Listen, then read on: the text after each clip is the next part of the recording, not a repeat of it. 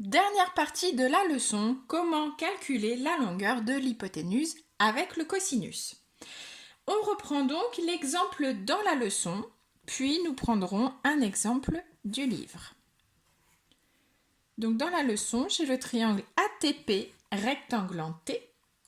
Je sais que AT mesure 7 cm et que mon angle en A mesure 25 degrés.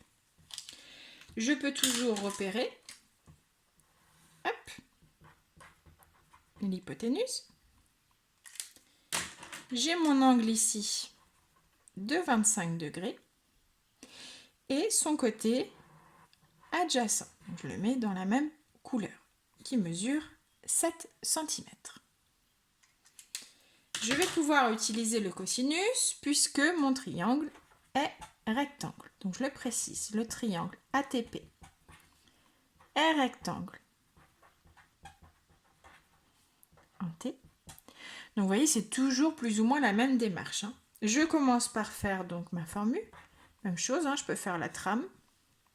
L'angle ici que je connais, c'est l'angle TAP. Son côté adjacent, il est là, AT. L'hypoténuse AP, je remplace par les valeurs que je connais. Ici, j'ai 25 degrés. AT vaut 7 cm. Et AP, eh bien, je ne le connais pas, c'est la longueur que je cherche. Alors ici, je vais encore m'arrêter. Je vérifie bien que j'ai mon sommet là avec les deux A. Parfait.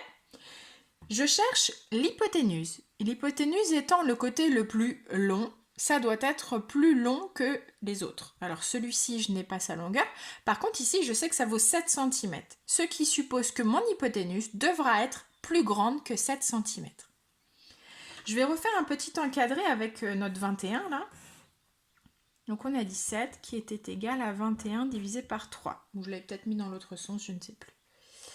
Si moi je veux retrouver le 3 avec 21 et 7, qu'est-ce que je vais faire? Eh bien 3 c'est 21 divisé par 7. Donc ici, puisque moi je veux retrouver AP, d'accord, AP, eh bien ça va être 21, donc ici c'était 7, divisé par cos 25 degrés.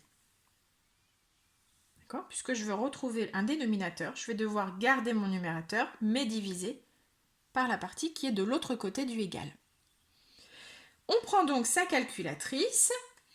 On va donc prendre directement, alors soit vous faites la division, ou soit vous prenez la fraction. 7 sur, ou 7 divisé par cos, on appuie directement sur cos, 25, on ferme la parenthèse.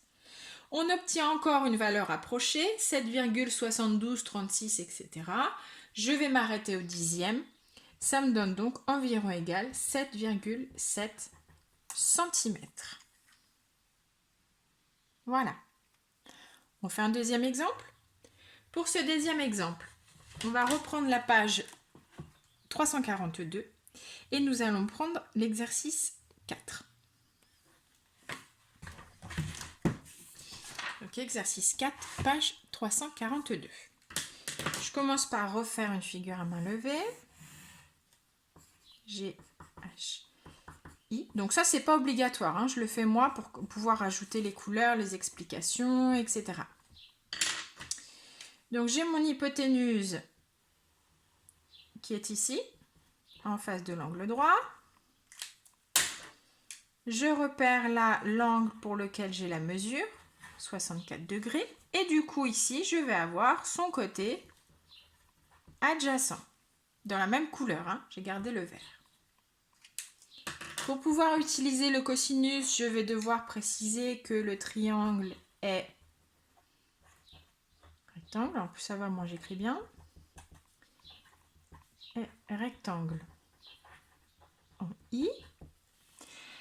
Alors, le cosinus de mon angle, il est où mon angle? Il est là. Il s'appelle comment? GHI. C'est donc, attention, côté adjacent. HI sur hypoténuse HG. Je remplace. Alors, GHI mesure 64 degrés. HI 3 cm. AG, je ne sais pas, c'est celui que je cherche. Donc, si vous vous souvenez bien ce qu'on a fait juste avant, je vais devoir cette fois-ci procéder à une division. 3 divisé par cos 64 degrés. On prend donc sa calculatrice. 3 divisé ou 3 sur, peu importe, hein, soit on prend la fraction, soit on fait la division. 3 divisé par cos 64. On obtient encore une valeur approchée, 6,8435, etc. Je vais arrondir au dixième, donc 6,8, puisque derrière j'avais un 4. Voilà, à vous de jouer!